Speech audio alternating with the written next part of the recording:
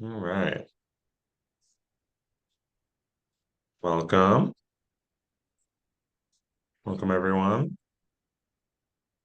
So everyone's rolling in. Why don't we get things started here? We've got a pretty packed attendance list and a uh, great webinar on deck here. My name's Jasper. I'm the facilitator of today's workshop for SCORE. We've got a great one on social media titled, "What Do I Post?" This webinar today is made possible by the generosity of our sponsor, the Maine Technology Institute. We'd like to thank them for being one of the sponsors of our webinars. I'm here with Alex, or Ali, sorry. Um, and she is a social media master, and she will provide all of the great information we'll be receiving today. Without further ado, why don't you take it away? All right. Hi, everyone. Thanks for spending part of your Friday with me, learning about posting on social media. I think, I have another workshop that I have given with SCORE that's like all of the mechanics of setting up a business account and what do you put in your bio. And like that's a whole other workshop in and of itself. But this one, we're just going to talk about kind of like the paralysis that I think a lot of people feel when it's time to post to social media and they don't know what to post. I think posting for yourself can be a lot easier than posting for your business. And so we're going to talk about all of the nuts and bolts to kind of get you more comfortable with the idea of posting for your business. As Jasper said, my name is Alexandra Ulrich. I go by Ali, but if I know you're talking to me, I'll answer to whatever. My day job is as demand generation manager at Envirologics. So that's a marketing management position there, which is a biotech company here in Portland. And I'm also a subject matter expert and workshop presenter at SCORE, and I have been since I think 2018. For this particular workshop, I think we have a larger group, so we are asking that cameras stay off. It'll help the feed be, excuse me, it'll help the feed be less laggy. I'd also ask that if you have a question, you're welcome to ask that question at any time. You can use either the chat or the Q&A function in your little bar, depending where that bar is located, depends on whether you're on your laptop or on your phone, but do feel free to ask questions at any time. Jasper's going to screen those for me. I'll also have time at the end to stick around for questions and give you my email address if you want to percolate on what your questions are and ask me via email. So without further ado, I promise this is the only slide that has graphs on it. I always like to start any social media presentation out with this graph. Now, this graph is a little old. It's from 2018. We'll give it a little update in a second. But I love this graph because it just shows sort of the meteoric rise of social media use over time. And it just kind of keeps continuing to go up. And, sometimes people are like, oh, but why do I have to post on social media? I really hate it. And this is why. This is why is because billions of people are on social media. This is a great free service that you can get on and communicate to audiences all over the world, depending on what your business is. And it just keeps growing. And it does keep changing in different ways. But the reality is that social media is here to stay. And as a business owner, the sort of sooner you kind of figure out where you fit in the social media equation, the better off you're going to be. So this graph was from 2018, and sadly, I could not find an updated graph of the exact same data. But I will say that a few things have changed in the last few years. Facebook and YouTube have swapped places. While Facebook is still like a huge amount of social media use overall, does have fewer users than YouTube. And then, of course, we've got Instagram here in the middle, but we've also got like TikTok is sort of nudging its head, and Twitter, now X, is sort of laying down a little bit. So ultimately, the data shows the same thing, social media growing, but it does change little bits and pieces over time, and that's something important to pay attention to. So in addition to it being a place where people are, there's a few extra sort of targeted stats that I like to point out about why social media is great for small business. This one is 78% of people say a company's social media posts influence their purchases. So as we're spending more time online as people, people are using online presence to sort of make decisions about the things that they're going to buy and the services that they're going to use. And that's really like the best possible impetus for you to get out there and share your story online, because that is where people are making some of those buying decisions. 73% are likely to buy from a brand that responds on social media. Communication is so important. And so imagine you're a person who's spending a lot of time online on social media, being able to like tag a brand in a post about something that's going wrong, or send them a message on Facebook directly and have a person respond to you. It's so much easier than like calling a number and waiting online, or any of the things we used to try to do to resolve issues that we were having with brands or to get questions answered. It's just a way that we can be more interactive with businesses in a way that we used to not be able to. And last but not least, 71% are more likely to make a purchase based on social media referrals. So essentially, with social media, instead of you being the only voice for your brand out there, all of the people who use your brand, who use your product, who use your service, they are also on your marketing team. If they love you and they're talking about what they love about you online, again, more people are likely to take those referrals from people who love your business and come and now follow you and buy from you. And so I cannot stress enough how important it is to consider social media for small business. So we're going to go through things in chunks here. And this first step, and I've used a lot of cooking analogies because I love to eat, but this first step we're going to call prep work. Basically, before you start posting on social media, there's a few things that I want you to know about your business and your audience. The first thing is thinking about the identity of your business. We talk a lot at SCORE about sort of defining your value proposition and kind of like what makes you special and what are your differentiators in your market. But I like to boil it down to these 5 very simple questions. What do you do and how do you do it? What makes you different? What are your values? What's your history? And what's the personality of your brand? So if you can answer these 5 questions really confidently about your brand, then you're probably ready to post on social media, because the answers to these questions are going to sort of define the voice of your social media presence. You know, because you have your voice on your social media if you have it, but the voice of your business might be a little bit different. And so think of all the things that make up your business and sort of the personality of your business, and really get those defined before you dig in too deep into posting. I think it'll really help with some clarity there. The next thing is knowing your audience.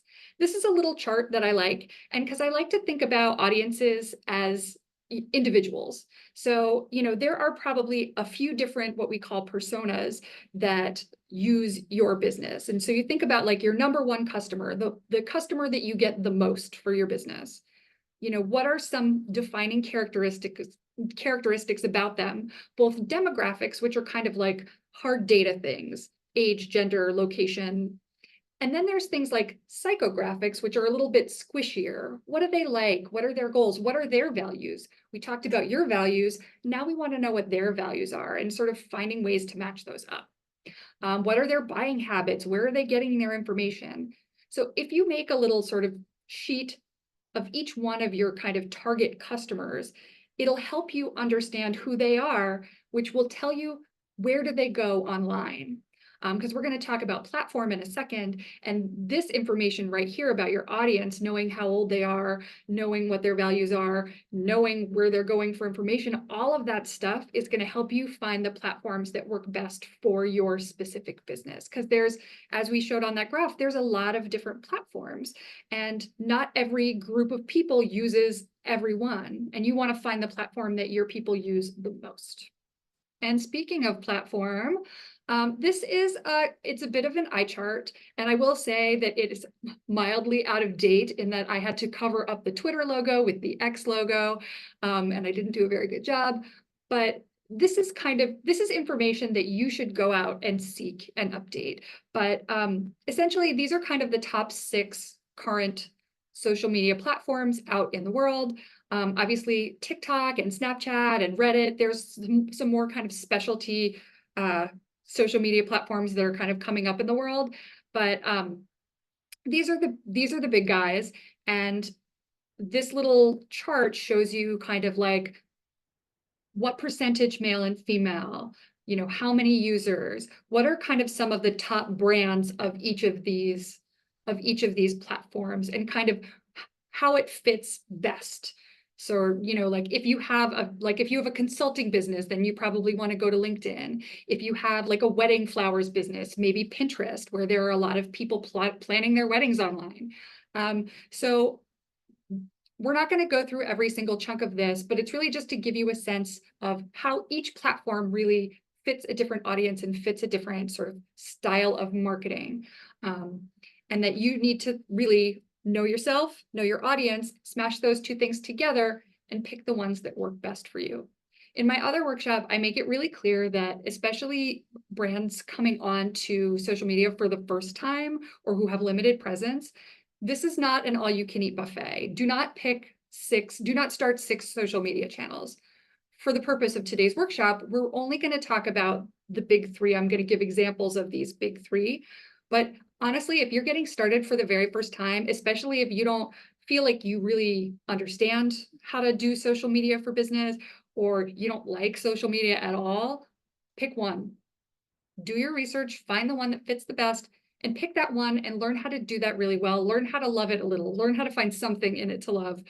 Work on that. And then as that picks up steam, maybe it makes sense to add another channel. But I wouldn't suggest starting with more than 2 if you're just starting out with social media for business. Facebook is a good start. Obviously, a ton of people on there. You can function like a website, just to give your brand a place to sit. But there are lots of different reasons to choose lots of different things, and it all starts with those first steps that we just talked about. All right, so we've done a little bit of the stage setting, we've done our prep work, and now it's time for content 101, kind of what makes good content. So I think the first thing that we want to talk about is that content is sort of anything. Content is just a big bucket that fits a bunch of different stuff in it. It can be photographs, it can be videos or reels, it can be a blog post or an article, a story. It can just be some text. You know, Facebook has those kind of like fancy backgrounds where you can put a sentence, or you can write a novel if you want to. It can be content that you share from other creators. It can be memes and quotes, and it can be all the things. And so when you're thinking about content, I want you to really open your mind and start thinking about it in, you know, thinking about how many different kinds of content there are in the world, and hopefully to not feel stifled by, you know, not knowing to post, because kind of everything can be made into content. I think the most important, there's a couple slides where I'm going to be like, this is the most important slide in this presentation. And this is the first important slide in this presentation that I'm going to show you. And the lesson of this slide is that social media is not sales. It can be really hard when you're starting a social media presence for your business. You want to just like post about the thing that you're selling all day long. Here's why you should buy this, buy it now, here's a sale, buy this thing.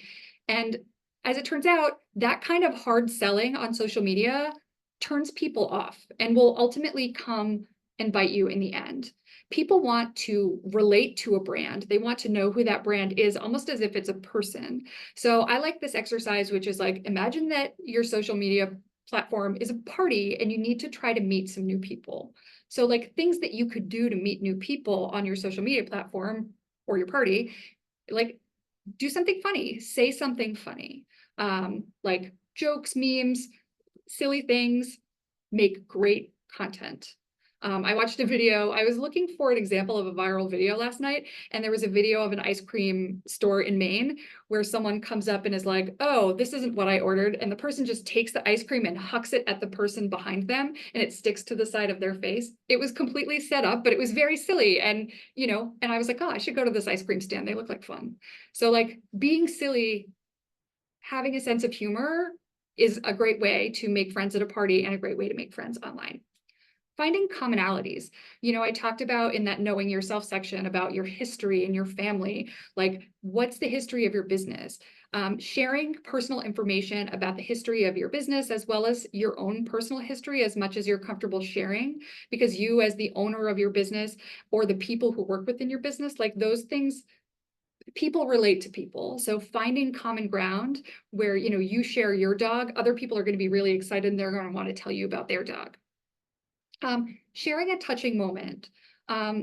Not all social media has to be puppies and rainbows and goofy memes. There's lots of options. And like, let's say your business is having a hard time, or there's something personal going on in you, the life of the business owner, that you're comfortable sharing something that's touching or emotional or relatable, are really great ways to connect with people online. And then, of course, just telling a crazy story. Is something unbelievable happening in your store right now? Is something like, did a crazy thing happen at your manufacturing plant? Like something that's kind of a surprise, something that's kind of bizarre, like that'll always open the door for people to pay attention. Now, I'm going to give examples of all of these different kinds of things along the way, but this is just a good cheat sheet for like thinking about the kind of content that actually really resonates with people online. All right, so this is a stupid story about the time that I worked at the marketing department at USM, and I was the social media manager there for a few years. And you know, the audience at USM is mostly students. There are some older students and some younger students, so there's some things to consider there. But you know, so that slide that I just showed you is a lot of like warm stuff, fun stuff, personal stuff, and how here's this big red blotch that's like, okay, people love this fun stuff. But what do you do when you're a business and you have to talk about boring stuff? What if I run the USM marketing account and I have to just like tell people that the parking lot is closed, or tell them that you know, registration for classes is coming up in 2 days? Like sometimes you do have to talk about boring stuff. Sometimes you are just having a sale and that's kind of the message. And so the goal is to take the fun stuff and to take the boring stuff, the informational or sales related stuff, and to find a place where they cross over. And in my silly story about my time at USM, for those of you who don't know, the USM college mascot is the Husky. And so I instituted something, oops, I keep pressing the wrong button. I called Husky Puppy Friday. And on Friday, I would put out a boring factual post about whatever was happening on campus that weekend that needed to get covered, or whatever boring thing was happening. And I would put it in context with a cute picture of a husky puppy. It worked great because people saw the husky puppy and they're like, oh, husky puppies, I love husky puppies. And then they were like, oh, looks like the parking lot is closed. Good to know. Or looks like registration's coming up in 2 days. So, you know, sometimes taking some of that fun stuff and layering it on top of some of the boring stuff, it's kind of like wrapping cheese around a pill if you're trying to get your dog to take a pill. Like, you know, it's surprising how little it takes to just take something straightforward and make it a little bit more fun. So think about making the things that you post more exciting than just the content of the post. So this is a real post from the Mardens, one of my favorite main businesses, from their YouTube channel. Here's what I love about it. So this is just a real Mardens employee. This isn't a model. This isn't a famous person. This is just a real Mardens employee. And if you've ever been to a Mardens, then you know that they have a massive fabric section that's a really big sort of centerpiece of the business. And so here they are showcasing a big chunk of their business and sort of like what you can do with it. Keywords. Sometimes when you're, especially with YouTube, when it comes to videos, especially something like this, this is a tutorial. How to reupholster dining chairs, tutorial. Like these are the kind of words that people are going to Google to find this kind of content. So if you have a business that translates well into tutorial videos, make sure that you're really crisp with your titles, because really all you're doing is like trying to guess the thing that someone would Google to find your content. And I thought that Mardens did a good job finding this. And as a result, they only have 71 subscribers to their channel, or they did back in 2021 when I clipped this video. I'm not gonna lie, some of these examples are a couple years old. So, but Martin's only had 71 subscribers at the time, but they got 1,000 views on this video because probably a lot of people, not just people in Maine, were looking on how to reupholster dining chairs. And now all of those people got educated to the existence of Martin's and the existence of the Martin's fabric department. And if you're a person who likes to sew or upholster things, even if, let's say, you lived in a state that didn't have a Martin's, you might want to come to Martin's once you see that fabric section. This next post is all about, is a food post from a business called La Bodega Latina in Portland. It's a bodega that stocks a lot of Latin foods. And here they have this is not a sexy picture. This is just a big pile of nopal, which is a kind of cactus. But they're highlighting a unique ingredient. It doesn't have to be a fancy picture, just showing this unique ingredient that's something that's maybe not easy to find in most like Hannaford's, or that maybe some people have never seen before. Like, that's enough. Short and sweet caption. I like the cactus emojis that they added, because in case you weren't able to tell what this was from the picture, the little cactus emoji is like, no, that's actually cactus and you can cook with it. Good mix of hashtags, and we'll talk about hashtags and tagging a little bit later in the presentation. And then just like lots of love in the comments, people who have used this ingredient, who love this ingredient, showing up and talking about how great it is. And so, you know, maybe people who've never used this ingredient before are going to see the people giving the love in the comments and be like, I need to get down to La Bodega Latina and, you know, pick up some nopal and figure out what to do with it. So this is the other slide that I would say is the most important slide in this presentation. So the party slide and this slide, if you can take away only two things, these are the two. And this is, and I call this lesson 4, it's okay to cheat. And what I mean cheat is, this is what I call my posting cheat sheet. So if you are stuck for content and you don't know what to do, come back to this slide and be like, okay, do I have any content that fits into any of these categories? These are the kinds of things that make popular posts for businesses. Product shots. Do you have a new product? Can you take a nice picture of it? Beautiful plates. If you have a food business, taking a picture of a gorgeous new dish, or you know, taking a picture of a unique ingredient like we just saw. Beautiful food pictures, people love it. People. The people who work in your business, the people who built your business, maybe they're long gone, but the history of your business and those people who built that business, or the people who work there. People want to know about the people behind the business. They don't just want the product, they want the culture. Behind the scenes, do you make a cool thing? Maybe there's some kind of like thing that happens behind the register that most customers don't get to see that you can take a video of here.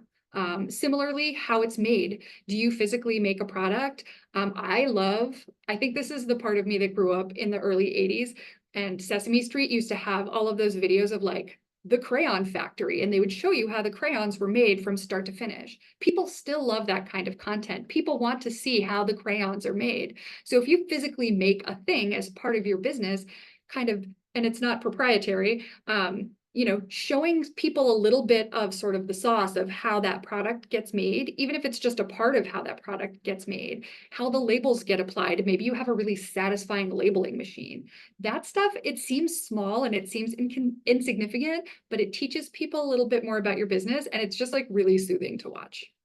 Recipes, again, if you've got a food-based business, like maybe you make something that's usually an ingredient in a larger thing, give people the recipes, entice them into using your ingredient in a larger context. Because a lot of times, like I'm on my Instagram, I have a whole album that's just recipes that I see online. And then if your ingredient is in those recipes, then they're going to go buy it to make that recipe. And that's a really nice way to connect when you have a food business. Again, memes and funny things. Got surprised Pikachu over there repping for memes. Goofy, funny things, comics, relatable content. We love it. Holidays. This is like the easiest one on the list. The lowest hanging of the low hanging fruit. Is there a holiday coming up? Juneteenth coming up in a few days. Does your business want to post happy Juneteenth, and like look for a meaningful thing to say about that holiday. Or lots of holidays have celebrations attached to them. The 4th of July, like maybe you want to put up some fireworks pictures, whatever the case, or like maybe you're decorating for Christmas. Finding things that are attached to upcoming holidays. And this is kind of a good like where fun meets informational experience, where it's like maybe your business is closed. Maybe your business is closed on Juneteenth, so you want to tell people that, but you also want to make a thoughtful post acknowledging that holiday and why it's important. So again, you can kind of layer these things on top of each other. Dance performance, obviously we're all aware of TikTok and kind of like the whole like dance challenge aspect of things. Dancing, performing, singing, lip syncing are all things that are popular things that people like to watch. Maybe that fits into your business, especially if you have like a physical business. Being able to do a little fun dance thing is, again, a way to get attention. The next category is what I call ride-alongs. I'm a big thrifter, and there's a lot of content which is like, just come thrift with me, where I just watch a person go to the Goodwill and look through the racks and see what they pick out. People like to, people love makeup tutorials. Like, I want to watch this person put on their makeup. I want to watch this person go shopping. I want to watch, and some of it, again, kind of can overlap into how it's made or behind the scenes. Like, I want to watch this person make tortillas. Like, there's a lot of different things that you can do with your business. Come along with me to do this, and just kind of videoing that experience, or taking documentary photographs if you're not comfortable with video. Quotes. This one, again, goes well with a lot of holidays stuff, but finding inspirational or relevant quotes to your business, to where you are at the time, to something that's happening in the world that is meaningful to you. Quotes by famous people. I will say that there's a lot of misattributed quotes out in the world, so be really careful to make sure. There's a lot of stuff that says Marilyn Monroe said it that she's never said. Same for you, Abraham Lincoln. So be careful that you're making sure that your quotes are real. But quotes are great. Hot topics. What's going on in the world right now? I think we all will never forget Hillary Clinton's Pokemon Go to the polls moment. But, taking something that's happening sort of in the zeitgeist of the moment and kind of finding a way to bring that back to your business and make them relate is a thing that you can post online. Animals. I've got some baby goats over here on the left. We love animals. People love animals. They want to see pictures of your pets. They want to see pictures of the animals that you raise. They just want to see pictures of animals all day long. So if you have a shop cat or a personal dog or a parakeet, get them up on your social media. People love it. History, as I said before, kind of looking back, it can be the history of your business. If you've had a business that's got a long history, it can be kind of how you got started. If you've got a business that's new, like, why did you start this business? How did you get here? It could be the history of the building that you're in. History has a lot of different layers. And so, really consider how history could hang on your business, but sharing those things with your audience is actually really interesting. Celebrities. And I'm not talking about like Julia Roberts came into your business to buy a cupcake. We've got lots of local celebrities here. We've got lots of television news personalities who I see walking around the Old Port all the time. Sometimes we have like, A-list Hollywood celebrities walking around. Are you having a touch with local or national celebrity? Post that. People love it. Unboxings. I love a good unboxing video. If you don't know what an unboxing video is, I would recommend going to YouTube and just putting in unboxings in the search bar. Basically, it's a thing where you get a box and you open it on camera and you show people all of the things that are inside.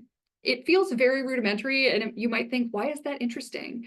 But people love to watch these. I think they're really interesting. So if you, let's say, either like maybe you get a new piece of machinery at your shop, you can unbox the machinery in the shop and show people what it's all about, and then tell them how you're going to use it. Or maybe your product comes in a box and you just got new packaging design. So you're like, here's what the package is going to look like. Let's open it together. Lots of options there for unboxing. Values and culture. Obviously, like knowing your audience and understanding what's valuable to them, as well as understanding what's valuable to you and finding the places where those things match is really delicate. I think that values and culture can be a little bit tricky, especially if it gets political, because we are as a nation a little bit divided right now, and regardless of like your personal politics, how you put that out in the world, there is likely going to be someone who comes to tell you that that's not great. I think that you can talk about values and your personal culture without getting too political, but know that sometimes there is a little bit of a line that you have to tread there, that you do need to be careful about. And I'll talk, I think I have a slide at the end that talks about like sort of dealing with difficult situations, but talking about your values and your culture, I do think are important. And while you may end up getting a minor amount of backlash at times, depending on how you present it or what you present, that's okay.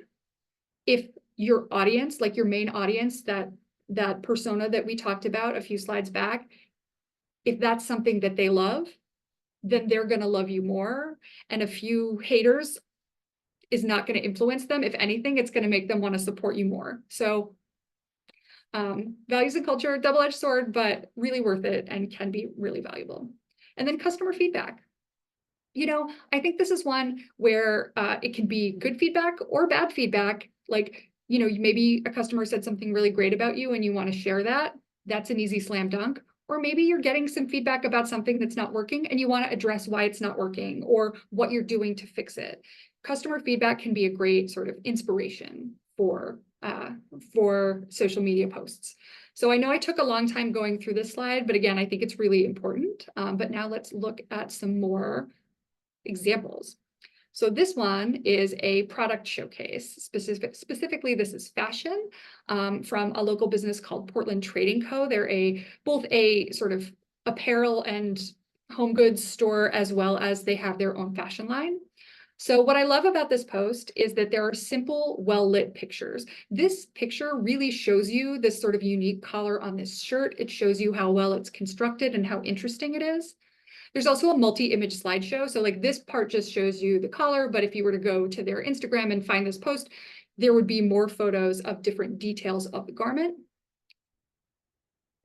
This one's a little older, but there happened to be a snowstorm at the time.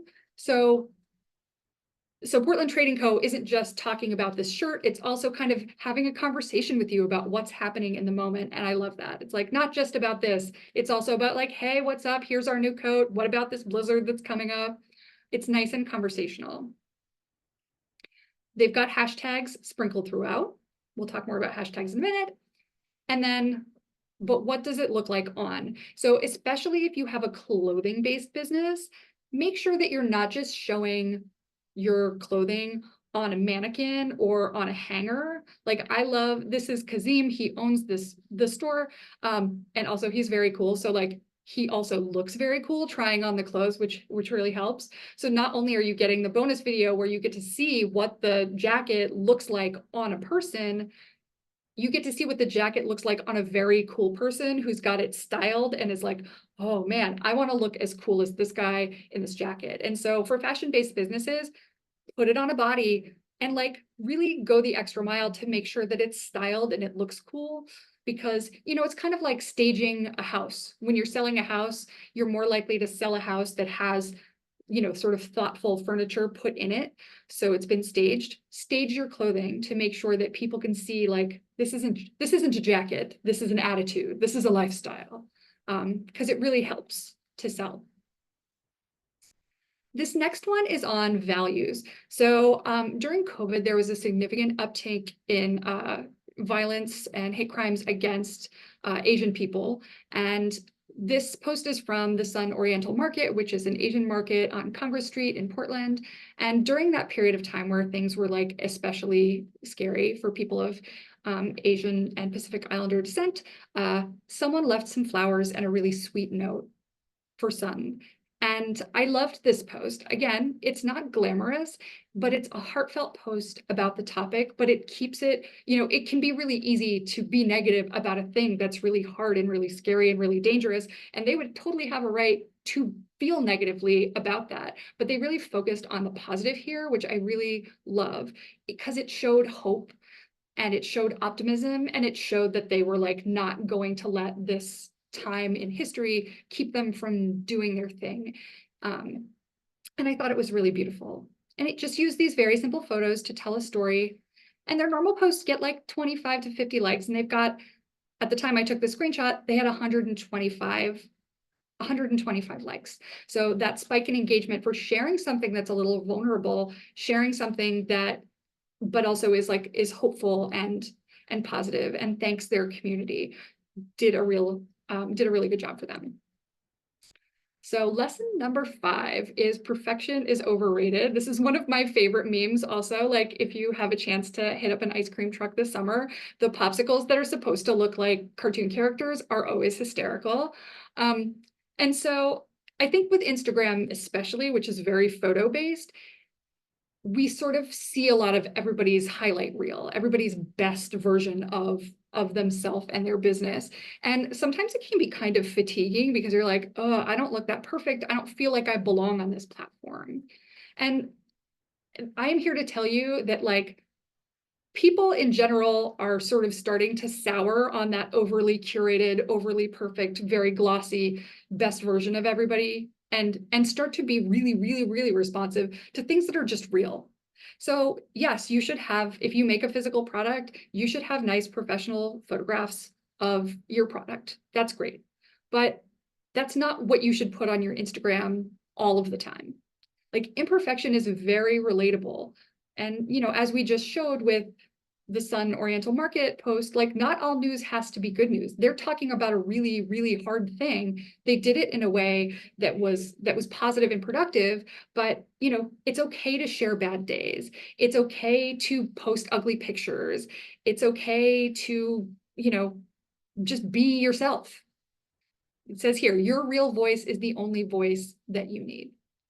Now, I will say, giving a brief shout out here to Canva. Like, so you're not a professional photographer, don't worry about it. Canva is it's both an app and a program that you can download for your desktop or your laptop computer, but it's best on the phone.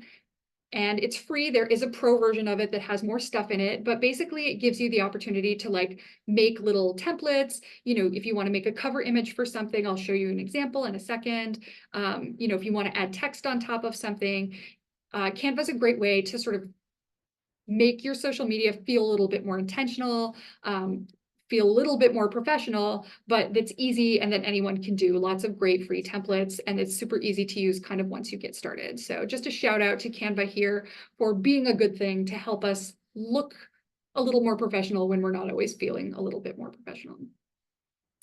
Speaking of Canva, shout out, here we go. Cover slide made in Canva, alerts you to the resource. So this is a post from actually a SCORE client of mine called Radiant Beginnings. She makes emotional regulation video content for children and the adults who take care of them, which I think is really beautiful. And so here is Julie kind of showing one of the techniques that she highlights in her video content. And what I love about this is, like, she uses this nice little Canva template, probably took her 2 seconds to make this cover page.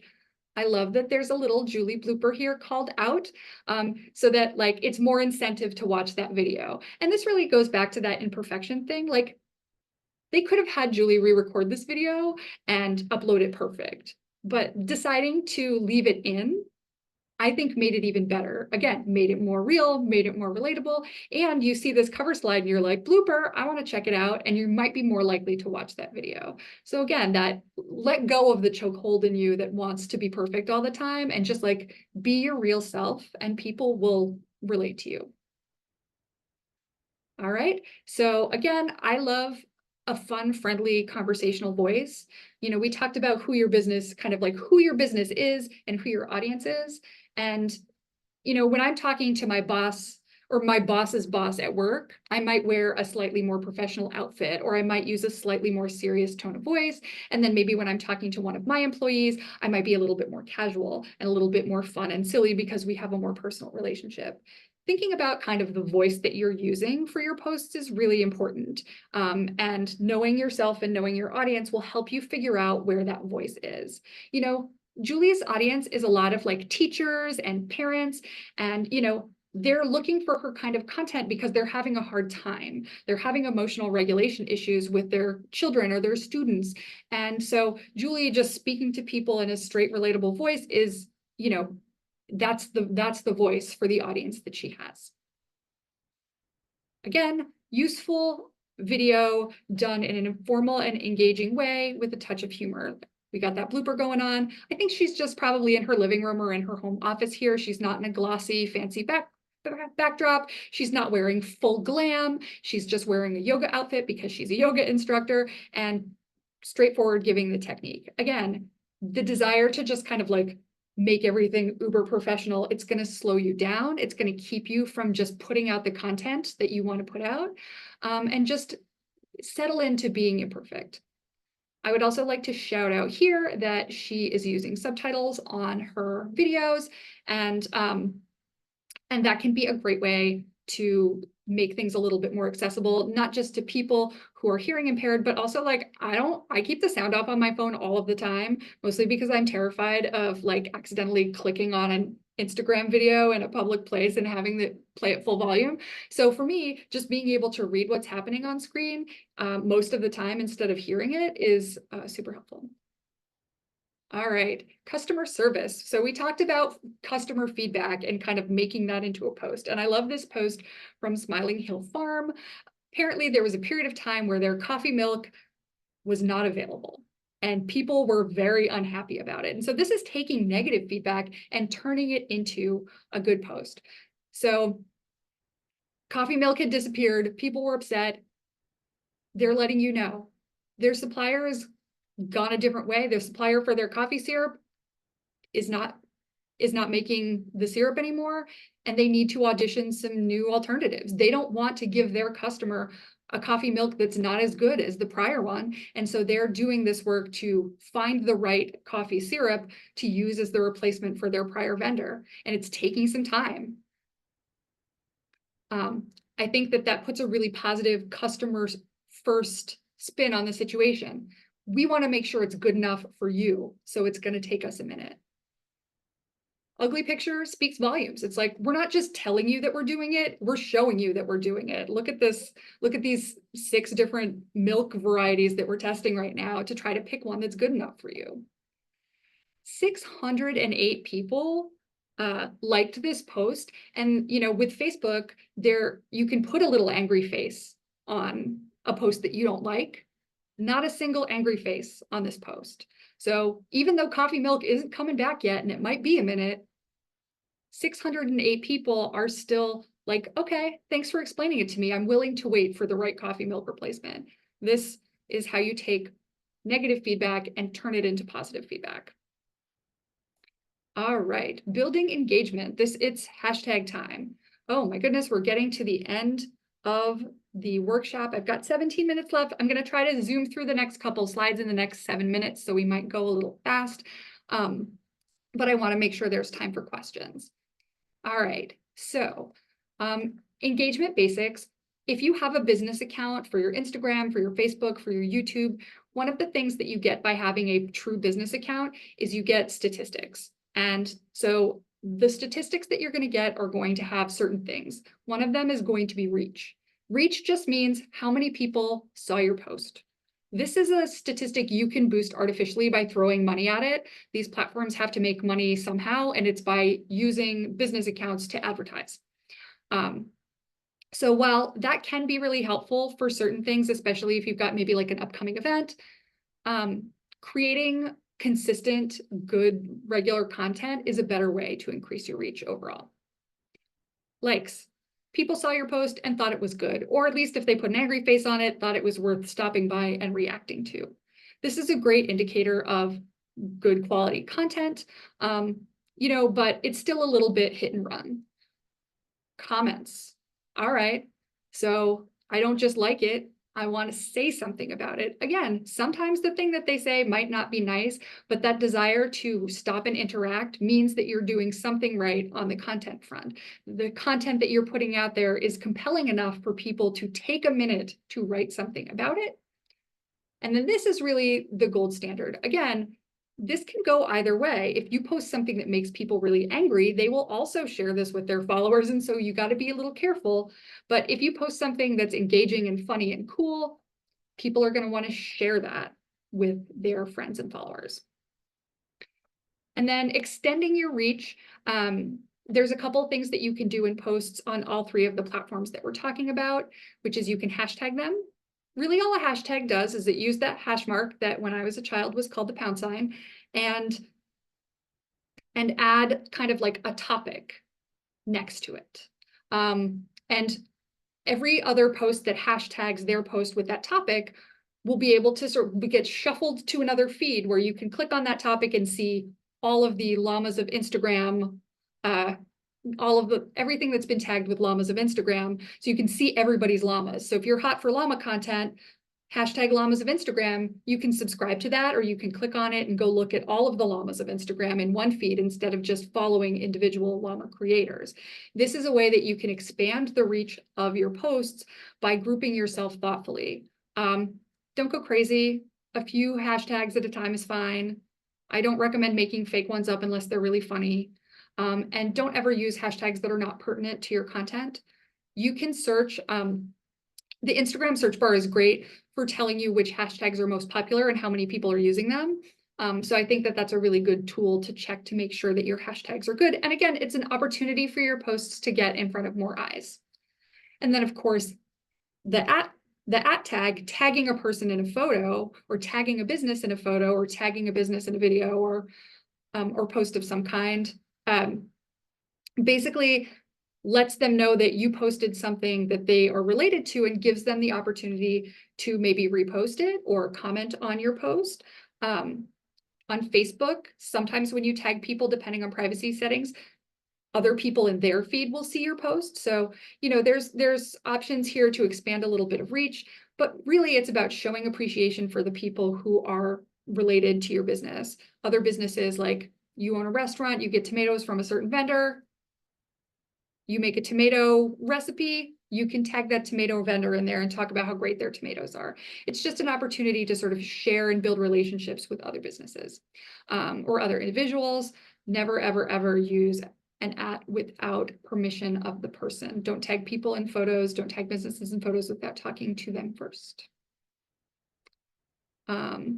This is, I wish I had more time. We got 13 minutes. I'm just going to zoom through these next few. Here's a delicious looking plate from one of my favorite restaurants in Portland, Maze.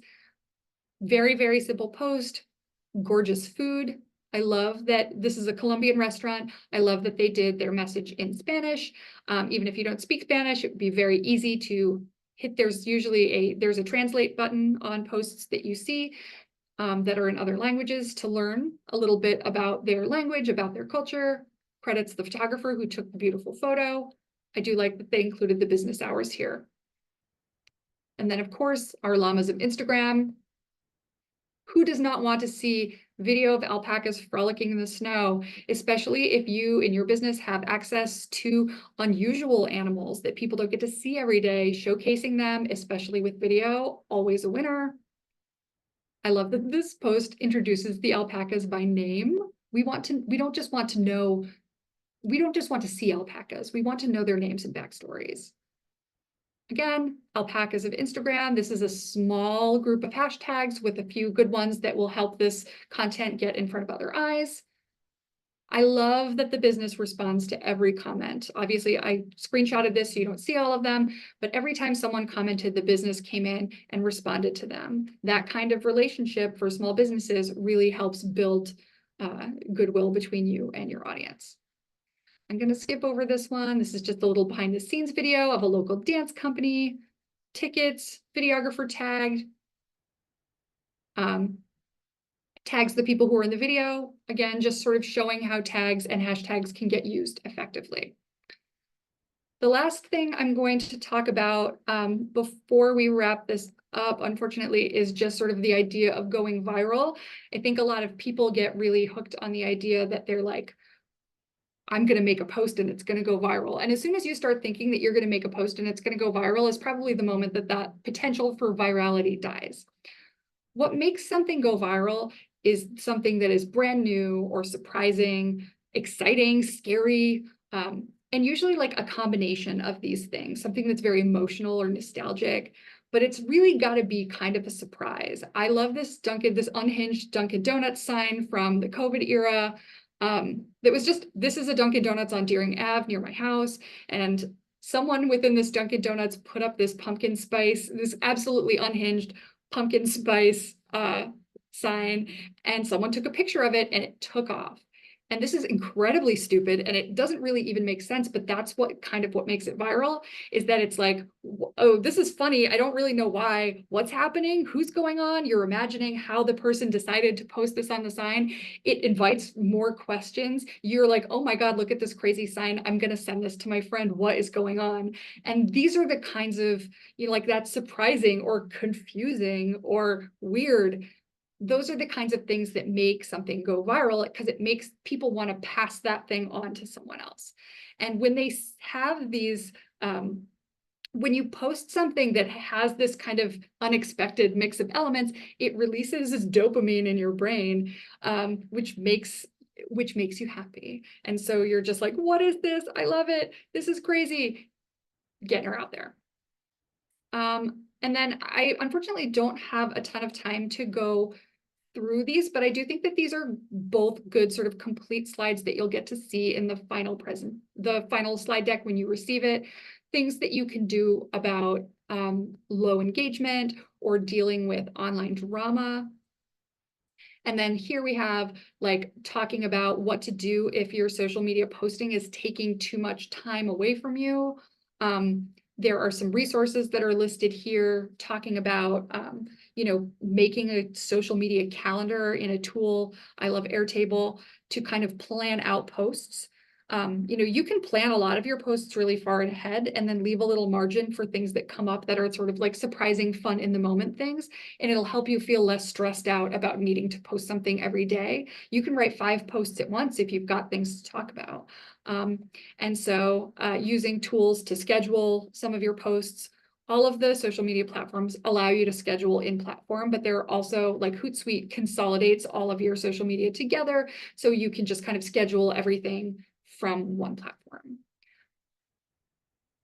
And then, this is my last but not least, just kind of like all of the things that we just talked about compressed into one slide. Do your homework, know yourself and your audience, and figure out the right platform. Keep it simple. I think that especially like the viral aspect of things, yeah, I know the rules of social media, but just be you. Don't worry. Don't try not to overthink it too much, I think is probably the best advice. Just do things that are authentic, do things that are interesting.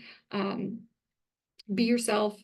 Don't be afraid to experiment a little, especially as your social media is growing. Like, okay, so maybe you're going to post a couple of duds. You're going to put stuff out there and people aren't going to respond. That's information that you're going to learn to make your next posts better, but you don't have to delete it just because nobody liked it, because maybe people, once you start to build up some steam, maybe they'll come back and look at it later. There's nothing wrong with a low performing post. We learn from that.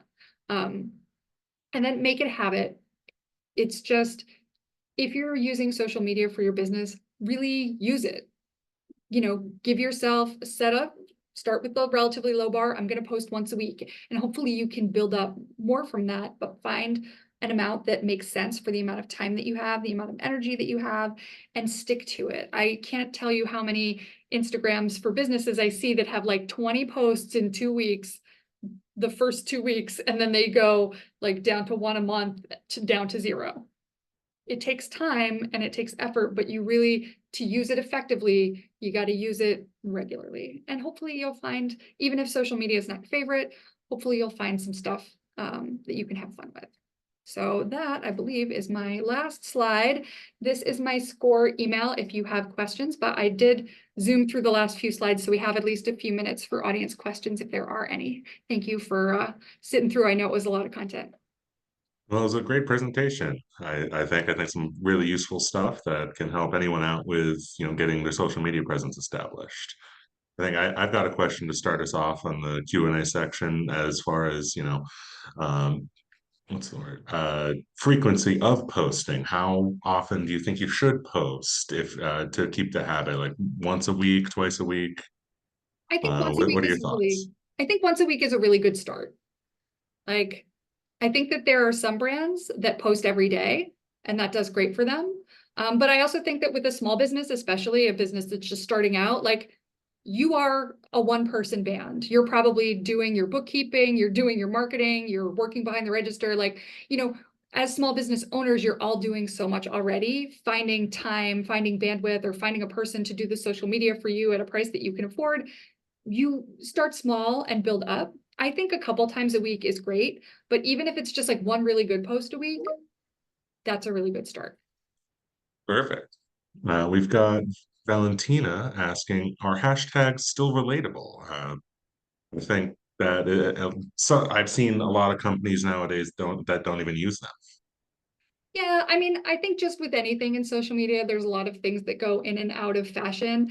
I think there was a period of time where everybody was really sort of piling on, and you would see people with like a block of hashtags. Now, like I said in the hashtag part, like if you find a good hashtag that is really relevant to your audience, like including that is great, but you don't have to have a block of hashtags. Like I said, I was talking about thrifting and how I love that. The hashtag thrift with me, I think it probably has about 300,000 posts in there. Like that's a great one. Like if you have like say a thrift resale business and you take people to thrift with you, then that's a fantastic hashtag because I have no bottom of wanting to see more people just like going thrifting. I know you're learning what a sad person I am, but like, when there is a really valid category, like outfit of the day or get ready with me, like there are some really strong hashtag categories that depending on your business could be really, really relevant. But if you can't find a good relevant hashtag, I think it's fine not to use them. Nice. Kachina asking, do you have thoughts on how to engage with others' posts? Say, commenting from your business account on another local businesses or something. Yeah, I mean, I think as with anything, like building up relationships with what I call kind of compatible businesses is a really great, like whether it's online or in person, building relationships with other businesses that relate to yours or support yours, or even like has a competitor, having a good relationship with that person and showing that you're having a productive and nice time. Maybe you refer each other customers, I don't know. But so online, again, if it's relevant, like I said about the tomato. So say you have a restaurant and you have the tomato vendor, shouting out your tomato vendor or following their page and engaging with them thoughtfully in a way that feels meaningful and authentic. Like, you know, in your own personal social media, you probably see lots of posts that you don't comment on, and that's fine. Don't comment on things to force a relationship or to force yourself into the conversation. Comment on things where it makes sense. And just be really careful about it. I do think it can be great engagement building. Maybe someone who follows that brand sees your brand having a conversation with them and is like, oh, what's this other brand? Like it can be a great organic way to help your own following as well as sort of help them with theirs, but only if it's natural. Cool. Yeah, I think it's a valuable idea, and got to keep engaged.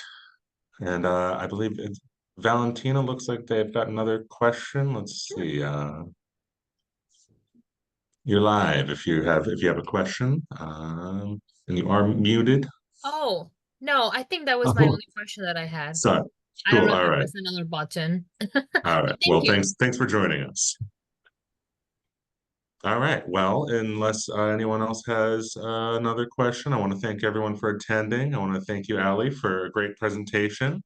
I know social media can be daunting, but I think that we all learned some great tool tips to get us set up and going.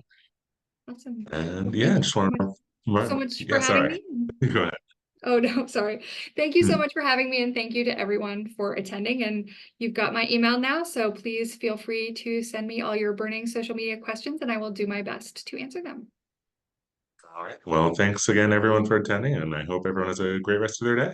Yeah, happy Friday, everybody. Have a great weekend. Yeah, you too.